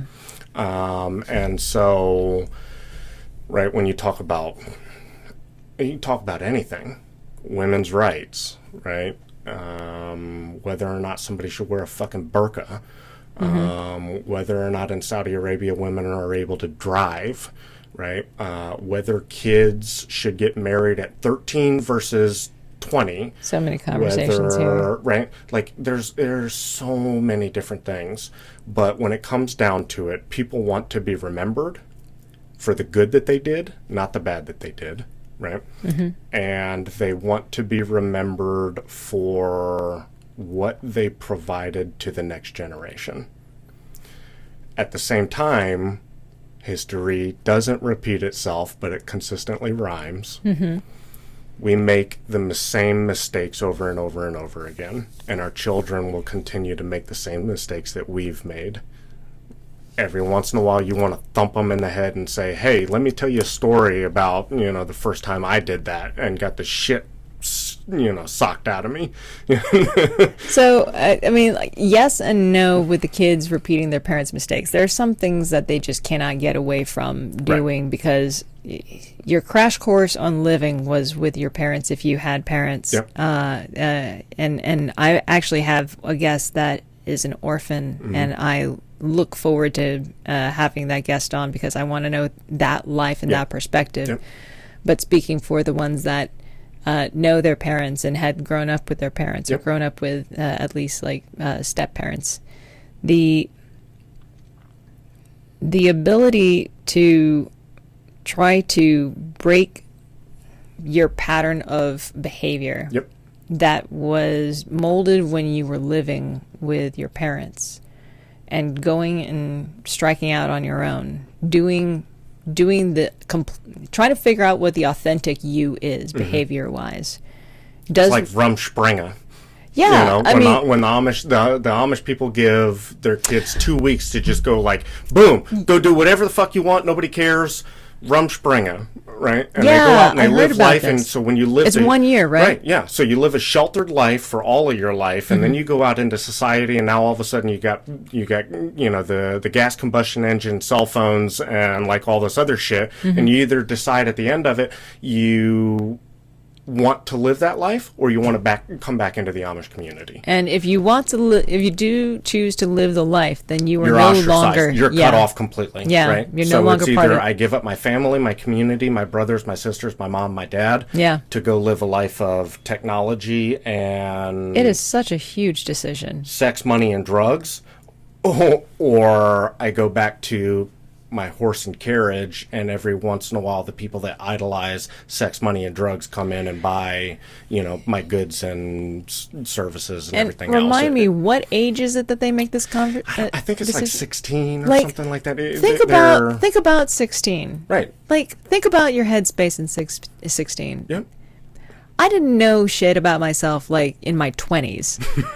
I barely knew myself in my 30s. Right. 40s is where it's at, babe. Right. So I feel like 16, making that huge a decision, that is a pivotal moment. Right. But then imagine being immersed in, it would be like North Koreans that were just suddenly exposed to everything. You know what I mean? Yeah. You generations have not had anything, and now all of a sudden you have everything. Yeah. Right? They're brought up to think that Americans will eat your babies. Yeah, right? yeah. There are definitely some, and you know what? Maybe in some cases they're true. So then you come back out and you're like, there's a reason why I'm not a mom. Right? But the other thing is that like the institutionalization of people. You hear things about. My stepmother's brother, right? Had a situation where he got wrapped up in the wrong crowd in California and ended up taking the wrong substances, and then they went out hunting and he ended up killing somebody, and I don't know the entire story, but I believe that person inadvertently killing somebody, or he murdered somebody. Okay, he so it was with eventually intent. was found and convicted of murder. Okay, premeditated? Do you know? No, I don't know. Just came across a dude, and here you go. It was a friend of his in that crowd. So at 18 years old, he went into the federal penitentiary in California, Okay. and he lived there until he was into his late 40s, until he was finally paroled. And then I think it was like 2 weeks after that he got into a motorcycle wreck when he was coming down through the canyons, and he ended up dying. But when we start to talk about like the institutionalization of people as well, right? There are people that come out of prison stints that don't know what an iPhone is because they went in '93 and the fucking brick phone that you call in airstrikes with was just coming out, right? So that's when when we go back to talking about there's no original thought. There is original thought that exists. We're just not at the ability to be able to do it yet, right? It's a slow process. The amount of technological advancement that has happened in the generation of the past 15 to 20 years is light years beyond anything that we were doing. You know, if you think about 75 years ago, people were still walking around in the mud and the muck. Well, so this is part of the reason why I feel like our behavior on the internet is, it can be separated into stages. And I look at it as like, you know, you've got your honeymoon period as a teenager where you're like, oh, this is cool. Yep. And I'm not saying that this is teenagers. I'm saying this is people in general. People in general are going through phases where they are in their honeymoon stage with the internet. And then there was the, you know, I'm going to explore what I can do, find all things out about whatever I can find. Yep. And then there's just like this weird, I liken it to when you discover what a frat party is, you know, where everything's going to go on the internet. It doesn't matter what the consequence is. You're going to make as many friends as you possibly can. You can't act like a jackass anymore because everybody's got a phone and they're going to film you. Right. And it's kind of like this thing that happens afterwards. It's the, not the after party. It's like the kind of the walk of shame for society where they're like, so there are some things I shouldn't have done on the internet, right? Yeah. Oh, yeah. And so people say things that they did in college or whatever, and then your first employer outside of college is going through the past 4 years of your post and going, yeah, this is not the kind of person that we want working for us. But I feel like, you know, both employers and society are going through their arcs with their relationship with the internet, because the internet is also evolving. It's a period of transition. So, absolutely. I mean, at some point when you're starting to get to that level that you've come out of being the society that went to college with the internet. Yep. Now you're the society that has to adult. Right. And the society that has to figure out how to teach their children how to use the internet. Yep. If I tried to explain to my daughter what the Dewey Decimal System was, they would have zero comprehension of it whatsoever, because they were like, well, why do I need to go to the library and look up the author of the title of the book that I'm looking for, right? I can just get on Amazon Prime.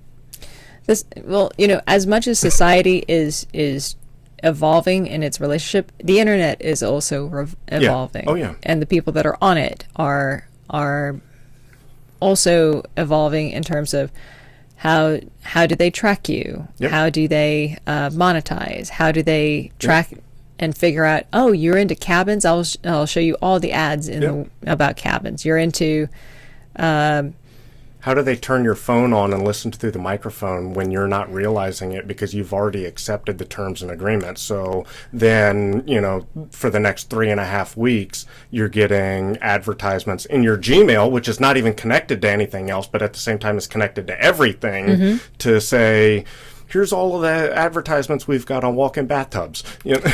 I mean, like, I never considered in my life buying a walk-in bathtub, but Google wants me to fucking buy one. There were definitely some inspiration that I had gotten in my purchase history, thanks to the internet figuring things out about me.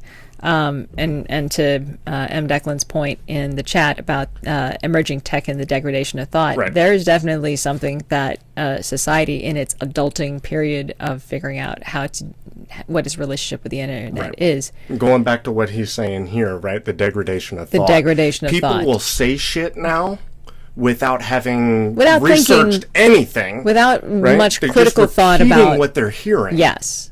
Yeah. Or they're repeating what they're hearing, they're repeating what they're being told, and that becomes, if you get enough people to do that, then it shapes what you think truth is, exactly. or shapes what you think reality is. Exactly.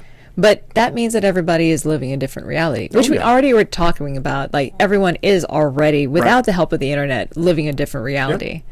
Now we're just throwing this other nuance, some little salt and pepper on that. So, So I think that our future is you will have a sense of cliqueness, right? You will have people that desegregate themselves from it completely and entirely. You will have early adopters that will begin to say, yeah, put that microchip in my arm if it means that my bank account information is linked to it and I can just Yes. buy things with the tap of whatever, Yeah. right? And then all of a sudden, you know, you end up in the society where we've seen it over the course of history that people will continue to be divided, right? And going back to the 1860s, you had the War of Northern Aggression of people that Yes. were fighting against each other for what was either morality or immorality or economic servitude, or what the South believed was their one and only thing to hold on to, versus the North of saying, yeah, no, that's fucked. And you guys can't do that. You can accomplish it with technological advancement, right? We have all these things in New York City. We have them in all of the Yeah. different various locations across all of the North, but the South says, I don't really want to do that because this is easier. And this is the way I was raised, and this is the way I was brought up. And it is fucked. It was fucked up, right? But then we go into memorialization of now you have people removing statues and everything else. Is it right? Is it wrong? I won't voice my opinion here with it. You know, but it's important to consider Yeah. as to how we either idealize or destroy history with the changes of social tolerance. Yes, it does. And I think that a lot of that has to do with what different things get put under the microscope, or Yeah. what different things take the spotlight for a while. Right. And it's not something that is always premeditated. Sometimes it's something that happens in the world, like an earthquake, or Right. like the fall of the economy of a country, or like a law that gets passed that everybody looks under the microscope and says, but that would never pass over here. There are reasons why our people, or there are reasons why I wouldn't be down with that. So People can't go visit their childhood home in Chernobyl. Right? so There's 1,000 different things, and you're absolutely right. You know, is how does man's interaction with technological advancements impact the future? yes, it does depend on man's choices, I think. Yep. Because if you have man's choices revolving around, and I'm going to add myself here, if you're like an orthodox hedonist like I am, you do what feels good. Yep. You do what feels authentic to you. Then that trajectory is different from you do what is important to others. Right. So those choices are going to be at odds as a person. But if you look at a collective, or if you look at a government that also subscribes to either one of these trajectories, and I'm not saying that there's only two trajectories, there's like a bajillion of them, Right. but you have enough people subscribing to a norm, then those choices, as they relate to how technology comes along and fits into your framework, Right. that is going to change. I mean, like as we've both have been talking about with regard to deployments, it's amazing what you can get used to. Yep. So when new technology comes along, you learn how to get used to fitting that into your life, Right. fitting your thought process around that, figuring out what's the way that I can make this useful, and how can I extend myself, either as a projection of myself Right. with the help of emerging tech. So that extends to people, that extends to collectives, that extends to governments. If governments decide that they're going to use emerging tech to project themselves in a way that then we are a little bit behind the speed of emerging tech, because we have some very smart people who are saying, but what if we do this? And they're not even really thinking second and third order effects of human behavior. But they know that somehow we're going to wrap ourselves around the emergence of this. Right. So, and so the other parting shots that I'll give are the smart people are the minority, in my opinion. oh, yeah. I mean, like, there's only like a handful of wizards out there. So The smart people are the minority. And when you talk about government projection, right, the government is going to project.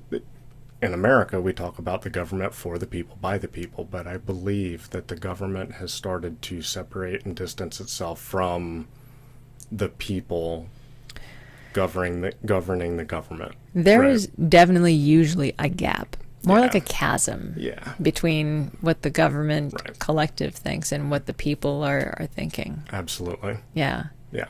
And so then the last thing that I will say is that, right, like the hungry horse gets the feed. What is the biggest elephant in the room that causes the minority to be heard, but everybody else that's just like me, I don't really care, you know.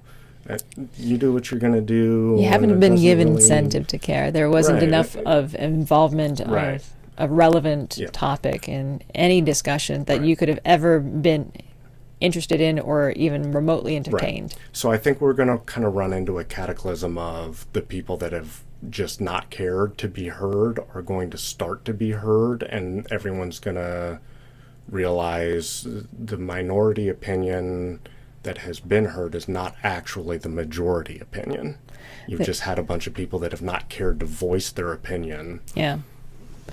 and we've gone down 15, 20 years of a trajectory of catering to the minority, because the minority should be heard, but the minority should not become overpowering to the sense of the fact that this is what, fuck it, we're going this direction now, you know.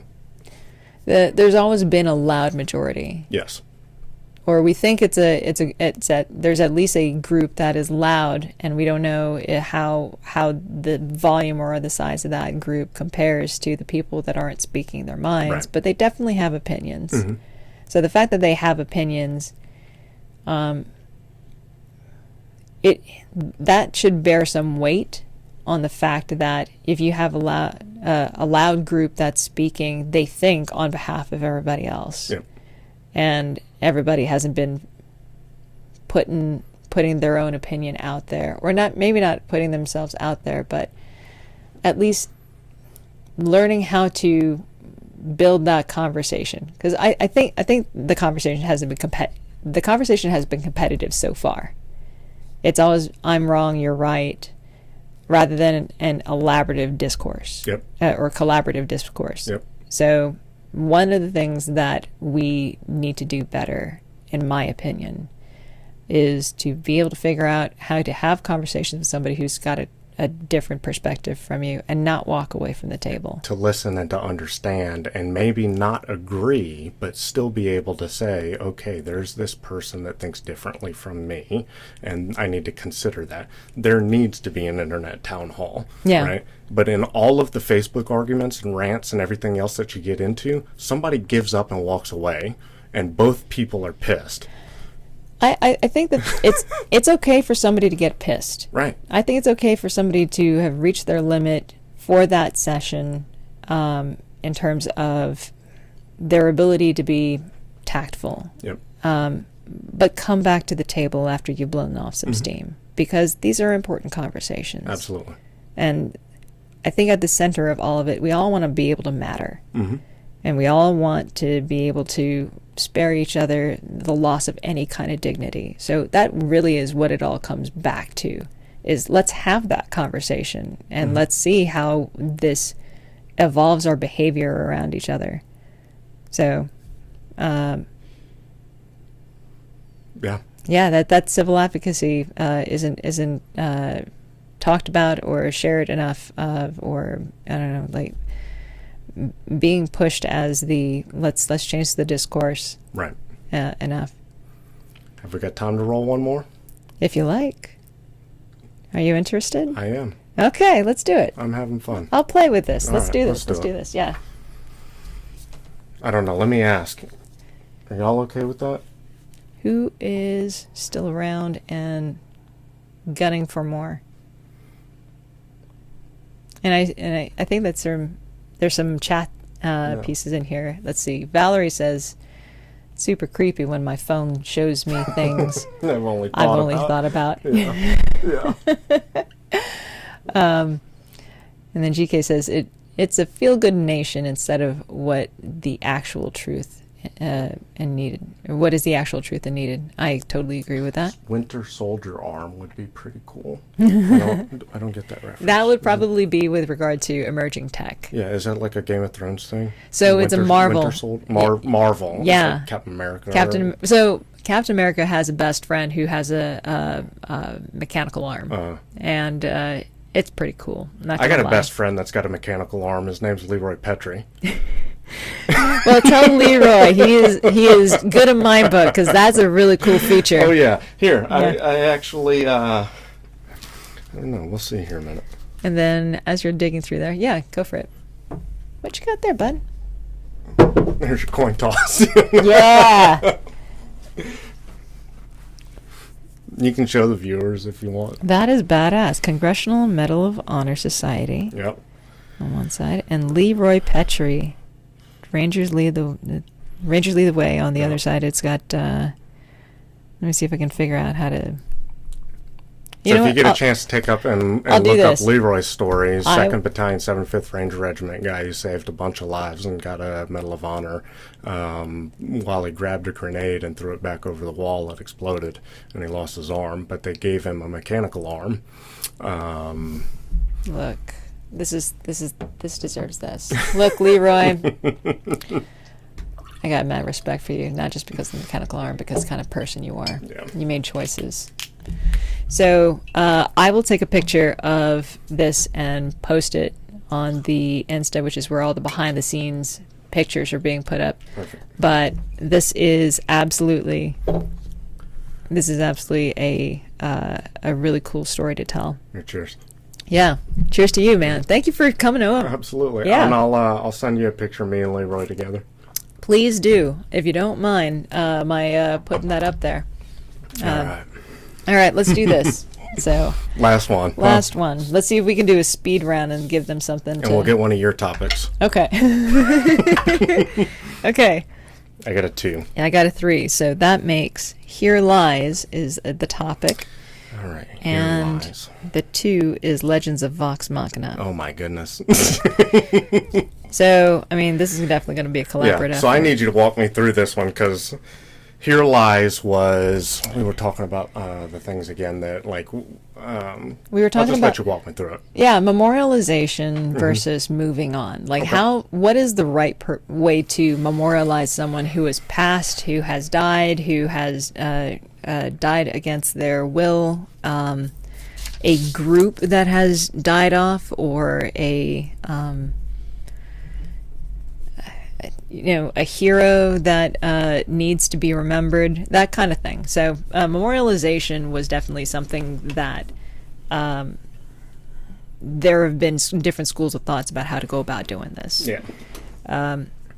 If you go look at a couple of different ways that it's been done, for instance, in Germany, and I'm reiterating for the people that weren't in the conversation you and I are in, but there's a guy that apparently went through Europe. I don't think it was just Germany. I think it was like throughout Europe, and he had built, he had put stepping stones, or he had put these little tiles with inscriptions in them set into cobblestone areas that are highly or they're trafficked a lot. So a lot of pedestrians will trip over these tiles because they're not flush with the ground on purpose, so that they'll look back and they'll see the tile and there'll be the name of the Jews that had died at whatever nearby camp or something. and it has the dates that they lived and that they died, and not a whole lot else on the on these tiles.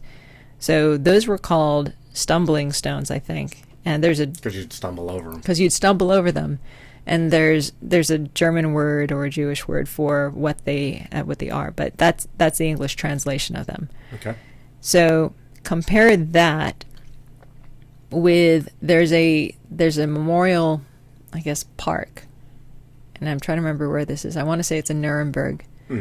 Where they were much taller. Yeah, right? so they these were more of a flat-faced or a column. It's like more these so than obsidian columns, right. yeah, and they're these fat obsidian columns that are like about the width of this table, but high, like I don't know, like 10, 15 feet high, like these tall Yep. things that you basically can walk amongst. Yep. And There's a similar thing, and I'll interrupt you. Yeah, go There's ahead. a similar thing that exists as a memorialization to the Oklahoma City bombings, right? And it's the same thing. They have columns Yeah. with each one of the individuals that died in that event. And you can walk through them and walk amongst them, and we talk about, like, Washington, D.C. is right down the road. Yeah. And there's all manner of different memorializations. So what is the right memorialization? Yeah. You've got the Marine Corps monument that has Iwo Jima and them raising the flag there. Yeah. And I've been to Mount Suribachi in Iwo Jima, and you cannot take an American flag onto Mount Suribachi in Iwo Jima. You will go to a Japanese prison and you will No eat kidding. fish heads and rice. Yes. Right? So, Okay. So the memorialization of the people, the Americans that died in Iwo Jima, you can't memorialize them on Iwo Jima. well, There is a memorial that already stands on Mount Suribachi and Iwo Jima in order to memorialize the Americans and Japanese Okay. that died there. all right. Right. But they will not allow you to display an American flag because of the Marines that raised the American flag I see. at the top of Mount Suribachi. So, to go along with the thread of this is why some people don't like certain memorials, the stepping stones are apparently, there's some controversy about the stepping stones and whether they count as memorials or are even proper memorials, because you can ash on them if you're smoking, you Yep. can get mud on them, you can drive over them, there could be oil spilled on them. There's like Trip and fall and break a leg. trip and fall. Yep. Yeah, and so, I mean, And you got a bum leg because of of a stepping stone Right. or stumbling stone, and so there have been some people who are like, this is not the right way to memorialize, Right. Specific people. Like the names are on the tiles and the dates that they died are on the tiles. I'd venture to So- say if you had a bum leg for the rest of your life, you'd remember the name. Oh, that you was would on that definitely stone. remember. Success. You're welcome. Yes. So there's that, but then there's also, when you look at the obsidian slabs in Nuremberg, and you recognize the fact that there are people who, I don't know, if they skateboard through or if they, just go through and take a shot for Insta. Right. It's not really memorializing in the way that, with a somber remembrance or anything like Yeah. that. I don't remember offhand the specifics of that memorial because it was a picture that I was shown during class, but it does bring into question what is the right way to memorialize, or what is the right way to move on from a thing. That is a very, very difficult question. All right? I only ask Because- those kinds. and I know, and so we've talked about that, right? Yeah. And I think that so memorialization also changes with the tides of social tolerance. Okay, you have fucking clowns that are running around jumping in the Trevi Fountain and going for Yeah. a swim, all for an Instagram picture, right? So when you talk about memorialization, I think that the best memorialization is the ability to make impact, remember the event, and remember the individual. That's what it comes down to, right? But there cannot be... It's a difficult question because memorialization is inherently linked to emotion. And we memorialize the events that are emotional for everyone some good, some bad. That's why we dropped Osama bin Laden in a fucking middle of the sea, right? So that they wouldn't come back and memorialize. There's no gravestone to visit. There's Yes. no Yeah. And I don't give a shit. Anybody that's on Al Qaeda can decide to go 2.5 miles down to the sea bottom. They can Learn do how that. to scuba. They can do that for Yeah. me. If they want to go visit, that's fine. Ocean Gate can help. Yes, absolutely. Yeah. You're not getting my address. But if anybody wants to do it, that's fine. If you want to go visit Osama bin Laden, you're more than welcome to, right? So it kind of comes back to the intent of the memorial, because I feel like there are reasons that you might want people to remember someone that you thought is a lesson for everybody. Yep. Or a model for everybody. Yep. There are also memorials for don't do this ever again. Yep. Auschwitz-Birkenau. Yeah. Well, I mean, like there was a picture that I saw of a chick who was taking sexy photos on her on the rail to Auschwitz and putting them on Instagram, and that's her memorialization. I don't know if that works for her. It certainly doesn't work for some people. So. Right. Yeah. But there's probably some people that are into that. The morbidity of I- sexualization of man. I don't know that I can yuck anybody's yum on that one. So, But, yeah, exactly. But I So think then we talk about the collective versus the minority, right? you do. I mean, What there's happens when the minority becomes a collective? there's an audience for everything. Exactly. Yeah. So that's what I talk about with the change of social tides. But in keeping with the change of social tides thing, there's also, how do you move on from that? How do you incorporate that lesson? Or like, how do you leave the past in the past but remember it well? Take the emotion out of it. Because I think like the memorialization thing, that is also so that somebody who has a direct tie to that event or that individual absolutely. has a place to come back to. Because strangely, there are people. Sometimes the rituals that we have is not for the dead; it's for the living. Yep. Funerals are definitely, like when you Yep. pick out like what kind of wood is the casket going to be. Yep. The dead doesn't care. No, absolutely. Dead don't care. Yep. But When my grandfather died, he was cremated. He said, I don't want a big thing. I'm going to have 5 people. And we stood out in the field. We scattered his ashes. And then what happened afterwards was for the living, yes, right? Yeah. My grandmother took all of his stuff and put it into a funeral and into a cemetery so she could have a place to visit. Yeah. My dad took a fucking solar light and set it out in the middle of the field so that there was a light there, right? So the way that different people remember different aspects and events becomes a part of the memorialization, right? It's very human to want to be able to connect with that in the moment, like when you're experiencing grief and you don't have anybody to connect Right. with, about how you lost something or you connected with something and now that connection Right. is void. And if you want to connect with the dead, go to New Orleans. What? Oh, right, to find somebody that can, Yeah. Ouija board you. Right, exactly. Direct connection there, yeah. There is in the Legends of Vox Machina, there is Okay. a deity Okay. named the Raven Queen. Uh-huh.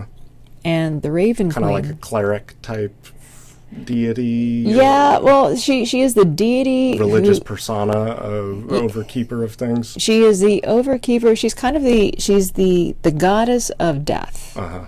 but not death overall. As I understand it, if she had anything to say at a funeral, she would say, "It's not about you," Fair enough. because those words would be for the living. Yep. She is there to usher the dead through, or the dying. She's there to usher the dying through their experience, which I think is really cool because, Nobody wants to be stuck in purgatory. well, nobody wants to be stuck in that part of their life where they know that they're dying. They're Where they leaving know the living. They're leaving the things that they remember. all the things that they're and- going through, that whole experience, that whole human, that part, that spectrum of emotion and thought process of knowing that your days are numbered. Yep. There needs basically to be a shepherd or Yep. Sherpa for that, and she is the Sherpa for the dying. And she really does not have any fucks to give about the living. But I bet she's interested in this whole memorialization process. I would say so, but in my opinion, having not seen it, right, and just going based off of from like a third-party, unbiased opinion, please. I would think that the storyline of the characterization of her as the deity has also come from a form of compassion of the living. Yeah. Right? Okay? Yeah. Because Yeah. the brain of an individual through neurosynapses and everything else continues to live on, and those nerve endings continue to fire off long after the heart stops beating, right? So what constitutes dead? We have a tendency to pronounce someone dead when they no longer have a pulse, Right. right? But there's still a shutting But down if they don't have any process. pulses, that's fine. Their fingernails continue to still grow. Yeah. Their brain continues to fire off neurosynapses. Every once in a while they'll have a twitch, right? There's nothing there anymore. If you're in a coma, right, you're still living. You still have there. a pulse. Yeah. You may be a vegetable, Yeah. but you have a pulse. So you're living Yeah. until somebody decides to pull the plug, and then when your heart stops beating, you're dead. Yeah. The instance of what man has constituted dead to be throughout history has been when the heart stops beating, because the heart is where all of the emotion resides, and it doesn't, right? The emotion resides in the brain, where the Truth. brain Yeah. tells the heart what to feel. The heart is a muscle, and all it does is pump through blood throughout your body, Yeah. right? I mean, like when talking about like physical versus figurative, yes. Exactly. Yeah. Right. But when we start creating these deities and beings and things like that, it doesn't matter whether it's Buddhist, Hindu. I consider myself to be to be spiritually agnostic, right? I do believe, like I said, aliens exist. Yeah. I do believe that there are other beings. I believe that there are other things. There are things that occur when people start talking about deja vu, right? There are instances where you feel like you're in a scenario or have been there before, but I have deja vu, right? Okay. So it's a separate thing. Deja vu is where you have a feeling that you've been in a situation before. Deja vu is where you will dream something and then live it. Oh man. Okay, so I have Where was recollection. this conversation yesterday? So I have recollections of things that will occur, but I have no context of who the individuals are or what I should do next, right? And so a lot of times when they happen, I just freeze. And I'm like, fuck it. I don't want to have any impact on it. I'm just going to let whatever is going to happen. Yeah. Right? And I know that whatever else is out there is going to take care of it. But I know that my life will not last long enough to be able to figure out whether or not there is a God or who actually the God is. So I choose to take my time and efforts and put them towards my legacy, my kids, and their future. Because I'm going to live my life, and I hopefully will live it happily, and after I'm dead and gone, maybe they will memorialize both the good and the bad of every event that I've lived. I think they regardless of what has happened. I think they will, in their actions and in the way that they act like you inadvertently, or some of the decision making that stems from things that you have taught them. So that is in itself a memorialization. Yep. And it does evolve the behavior further on in their lives. So I mean, in that way, you don't need a tombstone or a memorial or stepping stones or an anniversary. Yep. But if it shows in the behavior of your kids, I think that is definitely one way for your legacy, for your story, for your memorial Absolutely. to continue. So, Yeah. I think if you're going to memorialize people, don't memorialize people, right? Memorialize events, And if you're going to memorialize events, take the emotion out of it and also consider the other minority party. Yeah. That's something that I'm keying into when I'm studying, for instance, memorialization of the people that were lost during the mass migration between India and Pakistan right after the partition. Because there are a lot of people who, like, they won't even bother to memorialize. They'll just not talk about it. So that is a whole other ball of wax. And that the best way that they can think of to memorialize is to not even address it. Yep. But that I'm not going to say that that's wrong. I'm just going to say that that's a human thing. Yep. Just like the need to memorialize. So I think it's an emotional response to tragedy. Yeah. A lot of times, but yeah. Yeah. You've got another thought in the chat here. Valerie says, I read an article that your brain actually actually lives for 7 minutes after your body dies, and that you actually know that you're dead. What? No, thank you. Because the brain is where the memories are stored. Yeah. And you also have a survival instinct. So for 7 minutes after you're considered dead by humans, right, the doctor comes in and says he no longer has a pulse, he's dead. How many your times, brain though? will continue to fire off. You remember the event that has occurred. How many times have we heard stories about people who they've been brought back from the brink of death after defib? Oh yeah, absolutely. And we're in the 1800s where vampires existed because people were pronounced dead, but they dug they did an exhumation and they scratched all of the crap up inside of the casket. You know that's why we have wakes, right? Right, exactly. Yeah, because people were declared dead before they were actually dead, and then they had that. Unless it's an Irish wake, and then everybody's just wasted. No one can hear that bell ringing. Exactly. Yeah, there'd be the presumed dead person in the casket with a string tied around their finger. That string would lead out of the casket to a bell, and if that person was still alive, they would ring the bell. Absolutely. So I am not a neurosurgeon by any means but I'd love to be able to sit here and debate with a neurosurgeon about shit that I don't know what I'm talking about, but maybe I would learn something. I'm all about learning. Let me see what I can... So I'll go up to Walter Reed and we can get a neurosurgeon to come down here. Let me see what I can hook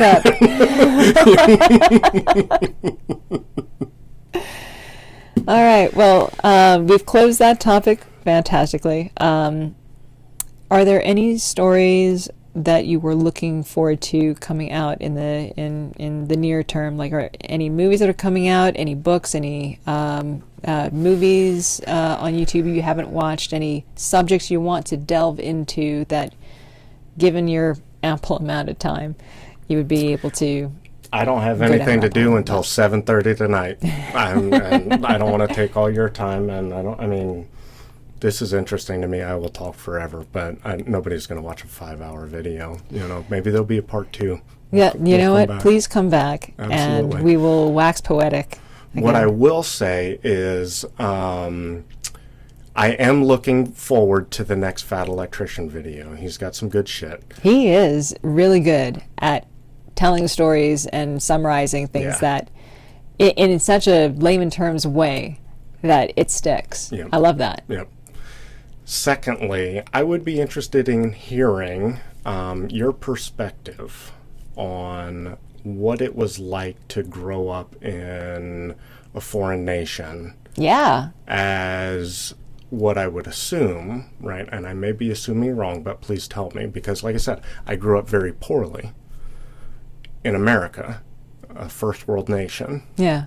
Where every day was a fight for survival. I would be interested in hearing what it was like to grow up in a third world country but not have to fight for survival. And I'm not saying you didn't, but there's all times and experiences. But I remember in the Philippines, right? We went out and we had dinner with everybody sometime, and the whole family is there. There's no forks. Everybody's just eating rice with their hands. But before you sat down to have dinner, you would wash your hands in a hand pump, and then immediately afterwards you would douse rubbing alcohol on your hands because of the parasites that lived in the well. Yeah. Right. So I'm interested because I've also been to Jakarta. Yeah. Right. Yeah. And so I would be interested to see your perspective on that.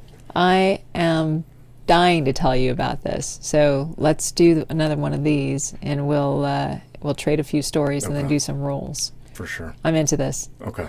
Hey, thank you so much for coming on. I'm glad to be here. I am so glad that you came. This episode is sponsored by the G&K Group, and you can find them at gkgroupva.com. Ask them anything that you want with regard to your real estate needs, desires, or curiosities. And if you have anything that you want to ask them with regard to the Homes for Heroes program, they are prolific at being able to hook up the right vets with the right parts of their network. So Dream big.